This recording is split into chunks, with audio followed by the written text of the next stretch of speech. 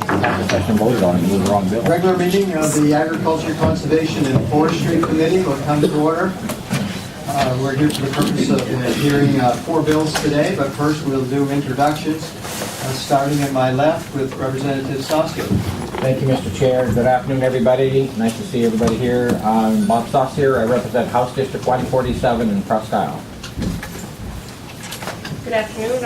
I'm Representative Mary Ann Kinney from Knox in Waldo County, and I represent 9 surrounding towns.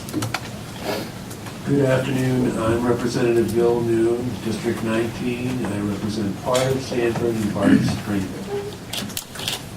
Good afternoon, everyone, and thank you for making the effort to come. I'm Don Marian. I live in Hollis. I represent all of Hollis, 3/4 of Buxton, and a tiny piece of city of Suffolk. Good afternoon. My name is Michelle Dunphy. I represent District 122, which is Old Town and Indian Island, and thank you all for coming today. Good afternoon, Russ Black, represent 114 towns of Chesterville, Wilton, Temple, Strong, Dominion Industry. Representative McElwee. Yes, I'm Carol McElwee, and I'm from Aroostook County. And endearing to us, we call it the county. And I represent the city of Caribou, Westmoreland, the township of Westmoreland, and New Sweden. And thank you for joining us today. Good afternoon. I'm Ralph Chapman, representing House District 133 in Hancock County. It's the towns of Blue Hill, Brooklyn, Brooksville, Castine, Sedgwick, and Surrey. Good afternoon, AJ Edgecombe from Fort Fairfield, and I represent District 148. Good afternoon. Welcome, everyone. I hope folks in the overflow room and out in the hallway can hear us. And welcome to everybody that might be listening to us online. I am Jim Dill. I represent Senate District 5, which begins in Veazey, goes up through Orono, Old Town, up the I-95 corridor, and ends with Nonalcoholic. And House Chair Hickman. Thank you, Mr. Chair. My name is Craig Hickman. I represent District 81, Wentworth, Reedfield, and the part of North Monmouth at the foot of Mount Pisgah. And I'm Peter Edgecombe, representing Senate District 1. That's the northern half of Aroostook County, and it consists of 37 towns. So I'm not going to tell you all the towns. But we also have a clerk. I'm sure that you have met her. Those of you that have testimony, you'll be passing the testimony out to the clerk, and she's the only one that can distribute it to the committee. So Cassie Nixon will do that. And in this corner we have Dr. Michael O'Brien. He's the one that keeps notes for us and makes sure that we follow the law. And when we do a work session, he's the person that will sit up front and present what has happened, a summary of all of the testimony that we hear today. Now, as you probably realize, walking out in the hall or walking in here, there are a lot of people here waiting to testify. And keeping that in mind, you will have only 3 minutes to do your testimony. And that still will take us into the evening hours to get that all in. And if the committee members have any questions for you, just stay at the mic for a moment just to see if they do. And if they do, then hopefully you'll be able to answer their questions. And if you can't, then you just tell them that you'll try to get the answer for them, or however you want to answer that. When you do give testimony, it looks at this time that we will hear the first bill that's presented by our House Chair. He's the sponsor of the bill. Then we'll move to the first bill that's listed, which is 458, which includes the non-alcoholic malt beverages. And then the second two will be done together. So if you're testifying and you want something said about the second bill and your 3 minutes runs out, keep in mind that you've got to get that information to us. Pick out the important part that you think Dr. O'Brien needs to know that he can put into his notes, as well as we'll have a stack of testimony to forward and review. And we sometimes make notes if there's certain testimony we like to really go back and read in more detail. That will happen. So please don't think that we're disrespectful when we tell you your 3 minutes is up. You have to end at that time. We have not, when we do that, we have a big crowd. We don't go back and give some people extra time. And then once we do that, we would have to honor that with everyone. So that's the reason you have 3 minutes to present your testimony. And I need to read this. It's required that, and this is a great time because hopefully, again, the folks in the waiting room outside will hear. All persons testifying at this public hearing today are advised that the hearing is being broadcast throughout the building and on the internet and may be heard or recorded by persons listening online. And I can tell you that they do because we get emails from some of those folks that hear things that really stirs them up a little bit. In addition, written testimony provided at the public hearing will be distributed to each member of the committee and will be posted on the legislature's website for viewing by all interested persons. Persons testifying should be mindful that their testimony is public and will be available to all interested members of the public once it's presented. Please silence all electronic devices, especially your phones. You are permitted to drink water in this room, and if you would like to bring some to the podium when you go up there, you may do that.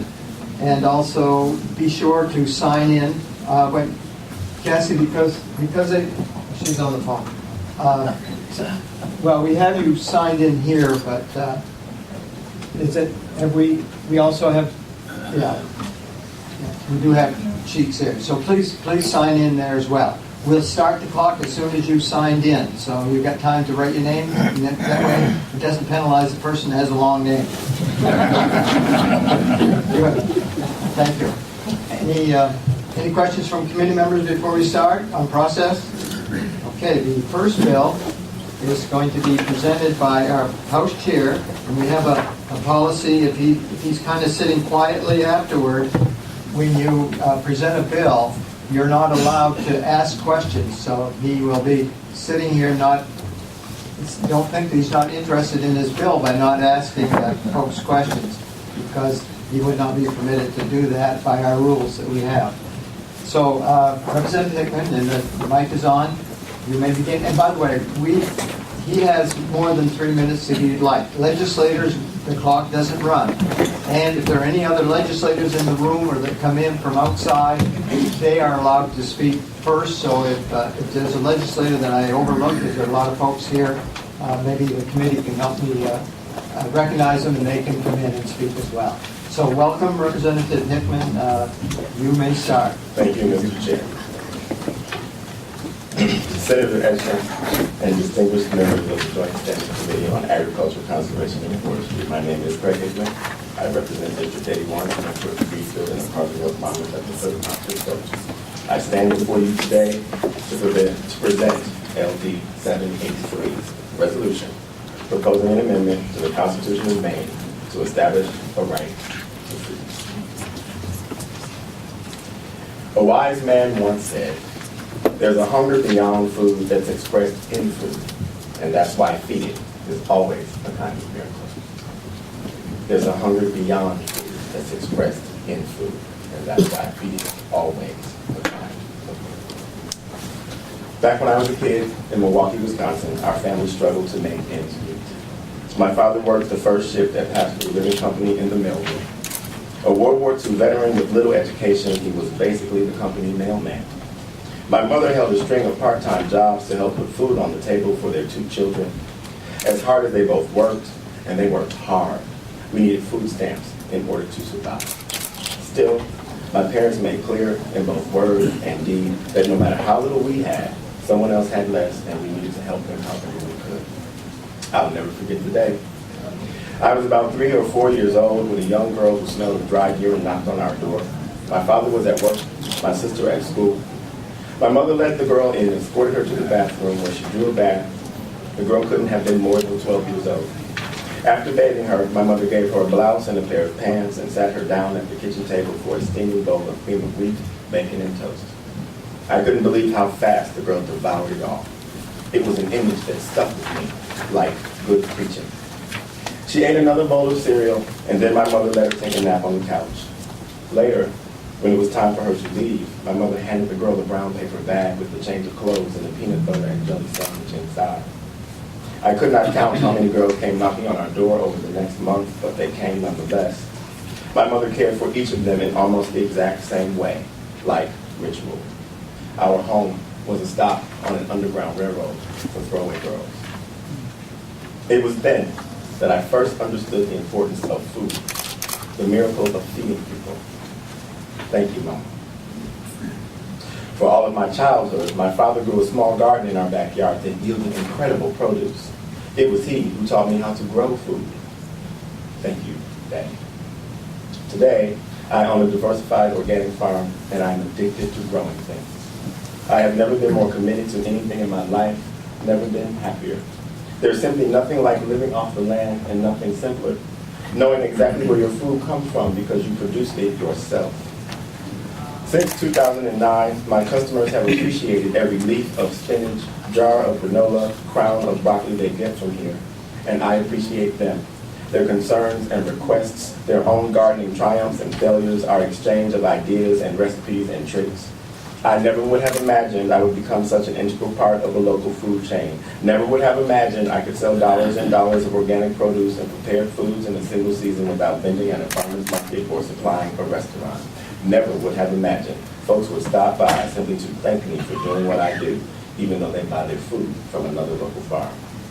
I think now of Michael Pollan's words from his must-read book, In Defense of Food, quote, "In a short food chain, food reclaims its story and some of its nobility when the person who grew it hands it to you," end quote. But since 2009, certain regulations have made it very difficult for me to continue offering the food to my customers that they wish to purchase from my farm.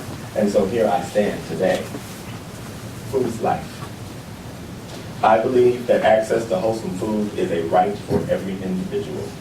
When 1 in 4 children among us goes to bed hungry every night, we must do better. We cannot allow a single one of us to go hungry for a single day. Maine has all the natural resources and the hard-working, independent, spirited people to grow, catch, forage, process, prepare, and distribute enough food to feed ourselves, feed our families, feed our communities, and strengthen our local economies. Today, I have put a version of this credo, this moral principle, into a proposal to amend Article 1, Declaration of Rights of the Maine Constitution as follows. Section 25, Right to Food. Every individual has a natural and unalienable right to food and to acquire food for that individual's own nourishment and sustenance by hunting, gathering, foraging, farming, fishing, or gardening, or by barter, trade, or purchase from sources of that individual's own choosing. And every individual is fully responsible for the exercise of this right, which may not be infringed. Now, why should we put this in writing? Why is the right to food and the food of our own choosing an important right to declare? What good would it do anyway? Isn't it just a statement? To understand the answer to these questions, we must first look at what other rights the people of the state of Maine have declared and protected constitutionally. There are 24 sections in our current Bill of Rights. Let's take a look at the first 2.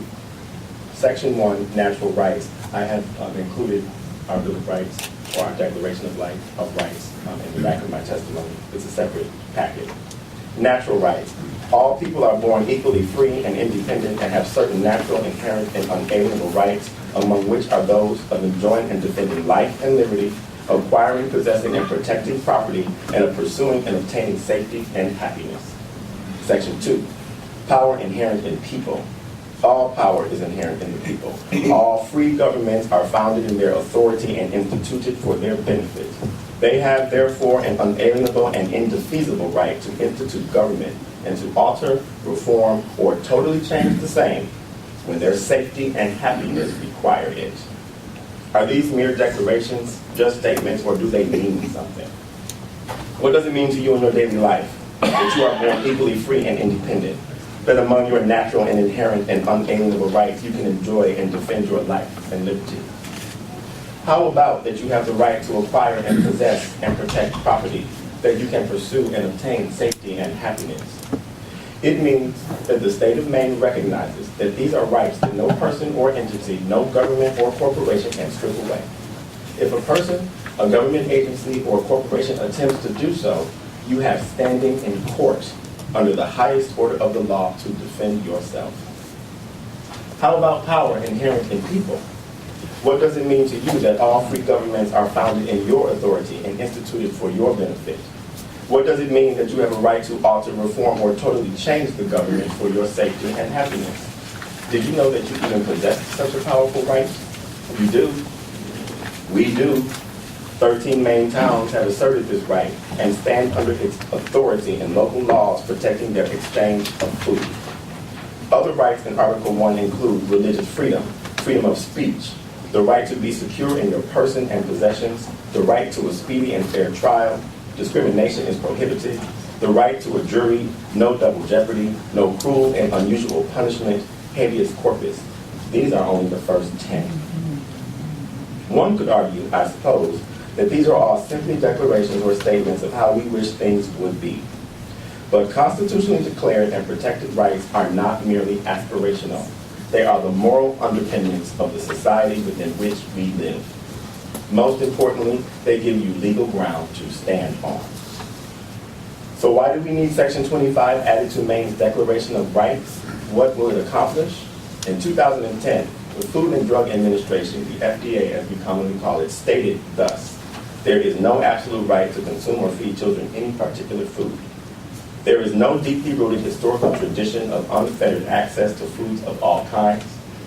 And the plaintiff's assertion of a fundamental right to their own bodily and physical health, which includes what foods they do and do not choose to consume for themselves and their families, is similarly unavailing because plaintiffs do not have a fundamental right to obtain any food they wish.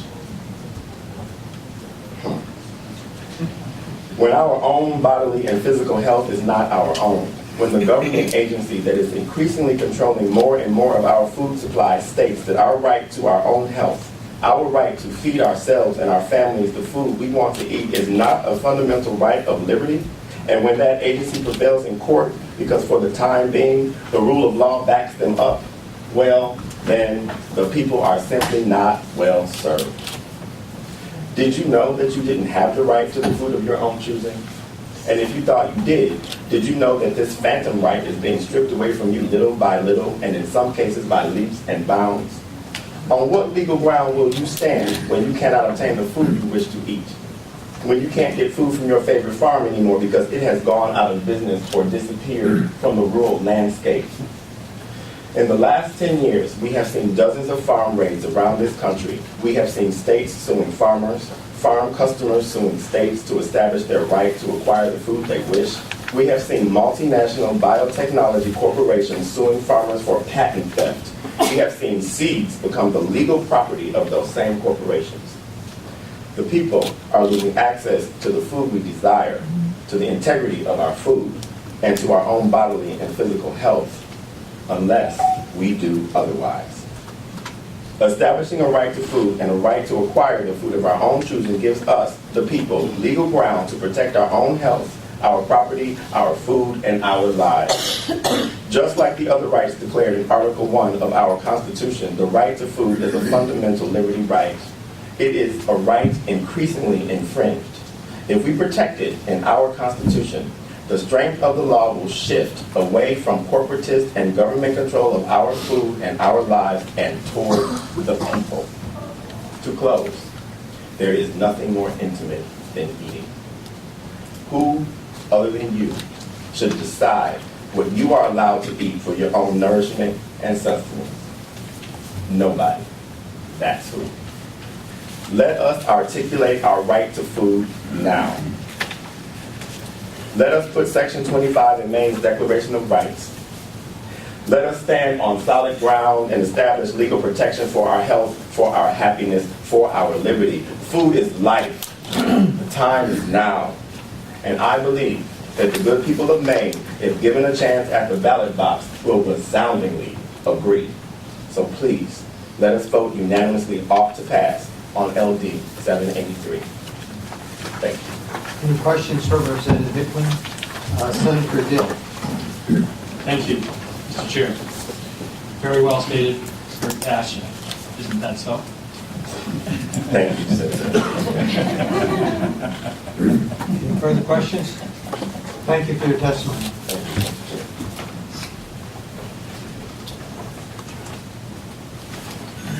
Are there any legislators present?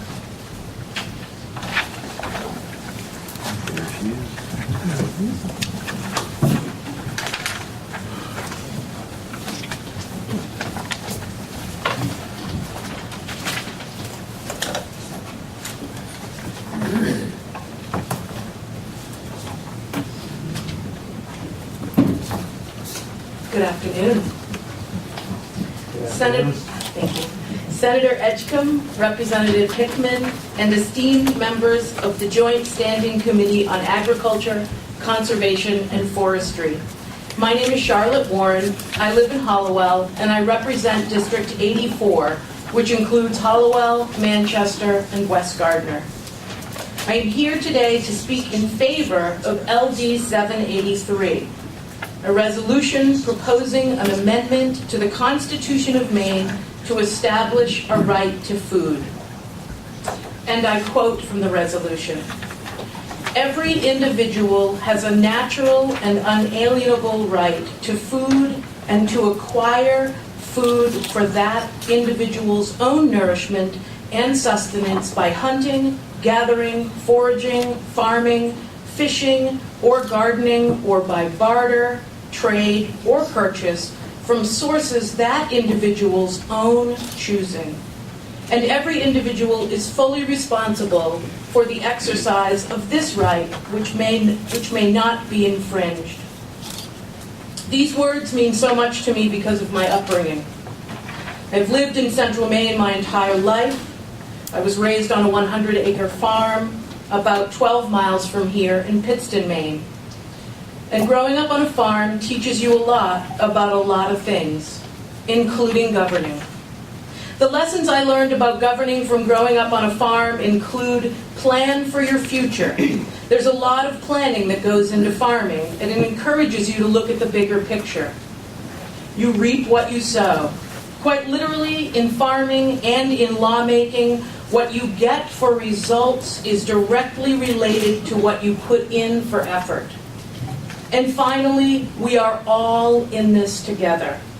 When you grow up on a farm, there's a lot of work to do, and no one's work is done until everyone's work is done.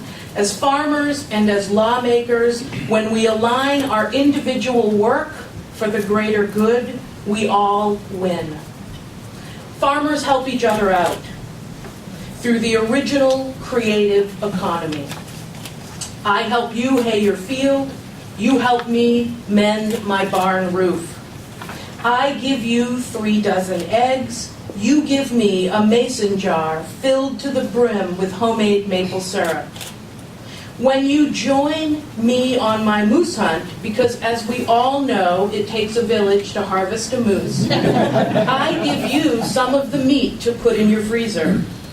Historically, as native Mainers, due to our long history and tradition of farming, fishing, and hunting, we believe in the right to food.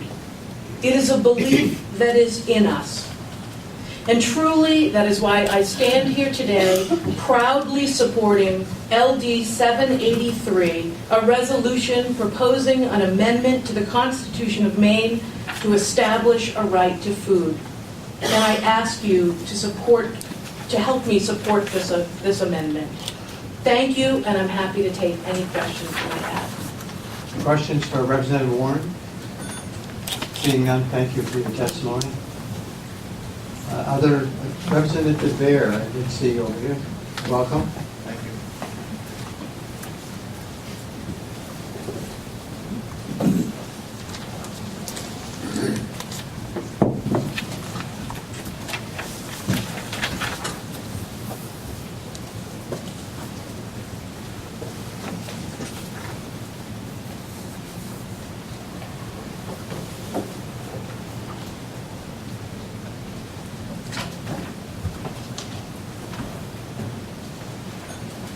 Senator Edgecombe, Representative Hickman, and esteemed members of the Joint Standing Committee on Agriculture, Conservation, and Forestry. I am Maliseet Tribal Representative Henry John Bear, and I am pleased to support LD 783, a resolution proposing an amendment to the Constitution of Maine to establish a right to food. Providing the right to hunt for sustenance is a priority among my people, including my tribal chief and council of the Holden Band of Maliseet Indians. These are matters that go directly to how we have survived in these lands since the beginning of time, and how we will continue to survive. This is no game. This is not sport. This is about harvesting to eat preferred food and to survive as we have always done and as we will always do if this is at all possible. Our intent is to responsibly access sufficient moose, deer, bear, turkey, gray squirrel, all suitable proteins. And we do this for health reasons. We do this because we have a high incidence of diabetes, obesity, morbidity, and mortality, the highest in the state. And we need to access traditional sources of foods that are healthy for us and has been what we now are accessing in stores and through the present means. The idea of a right to food, as presented by Representative Hickman, is consistent with what we've attempted to do all along, and that's to access reliable, safe food in a sustainable way, in a responsible way, in a way that takes only the big, that only takes only what's ready, that does it in season. And to help you, I've provided you with a graph. The very last page of the handout I gave you describes or depicts the season of the webinar for all species, all medicine, all plants, to assist you in understanding my message and what we do, how we behave, how we think. I also provide a graph of family members in the act of harvesting fish, salmon, other resources. Trading these resources historically. The community that the previous representative alluded to in harvesting moose. No surprise to any of us. This is what it looks like. It does take a community to harvest the moose. It doesn't take much to get one. It is a labor of love. So in the end, my message is we should treat, I suppose, I don't know if this is politically correct, we should treat white people as good as Indians. We have a right to hunt and fish and gather and meet our needs. It's a protected right, it's a treaty right. The legislature over this past period has, in a very kind and appropriate way, accommodated our request for modest access to resources. Fish, commercial licenses have been allocated based on our claim to a right. And Maine has provided for that right to access fish. Maine is also considering my requests in the next days to access moose. 33 moose is what we're going to ask for in the northern region that would restrict my homeland. We're going to ask this, and we're hoping it will be granted, just like the fish allocation was granted last session. But we should look at what is being suggested by Representative Hickman in this resolution in the same way. We don't want to be treated any different. We must all be treated the same. That we must recognize a right to food, good food, food that will keep us healthy, food that is not changed chemically, but that occurs naturally, which is what our bodies are ready to receive and will keep us healthy. So I wholeheartedly support my friend, Representative Hickman, and all of you in support of this important resolution, most fundamental resolution. And so those are essentially my submissions. And I thank the representative for bringing this forward for all of us to talk about. We're prepared to answer any questions you may have. Representative, panel, any questions for Representative Bear? Seeing none, thank you for your testimony. We do have another representative here. Please step forward and apologize for not knowing your name. That's fine. There's 151 representatives in our House. Sometimes it's hard to know your name.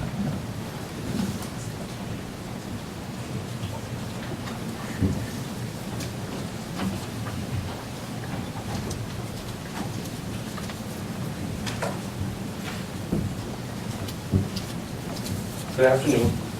Senator Edgecombe, Representative Hickman, distinguished members of the Joint Standing Committee on Agriculture, Conservation, and Forestry. My name is Matthew Day II.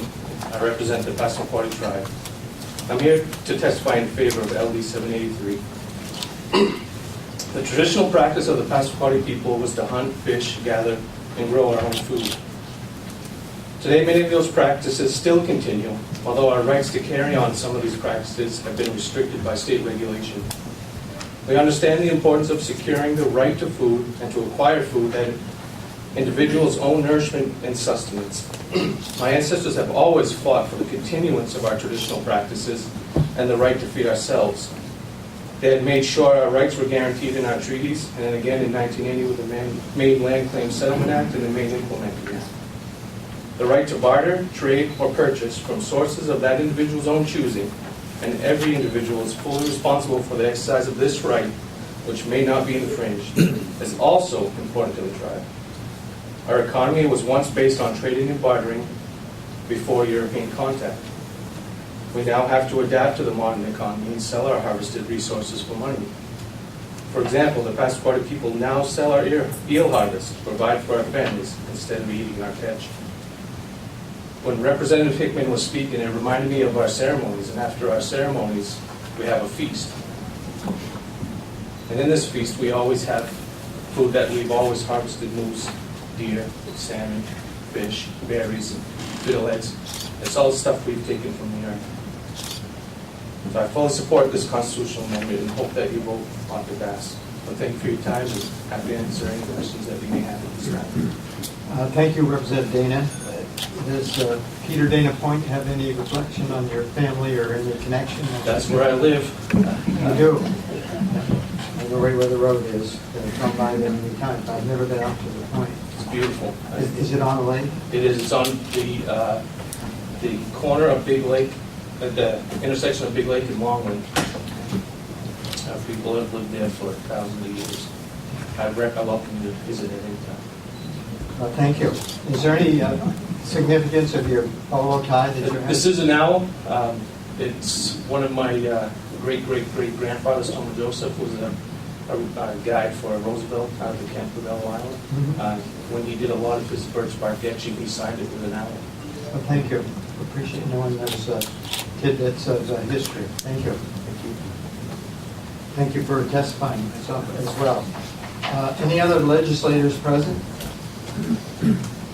Thank you. So we will begin at the top of the list. Mr. Chair, that being said, we will go to testimony from the public, and I'm honored to invite first up Mr. Joe Salatin from Holly Face Farm, who has come to us direct from Virginia. Welcome.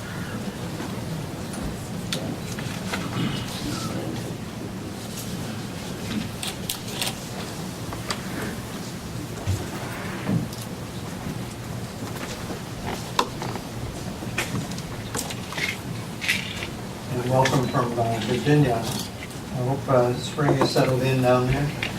Yes, it's just a little ahead of you all. Just a little, not much. I will give a copy of this when I'm done, if that's okay. I've just gotten off from Australia, so I haven't had a chance to get to things.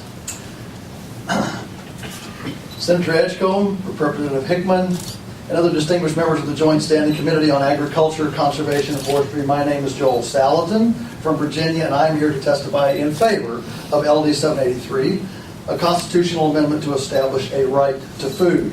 I'm a farmer, eater, and more importantly, custodian of 3 trillion member internal community of bacterial beings, energizing my system.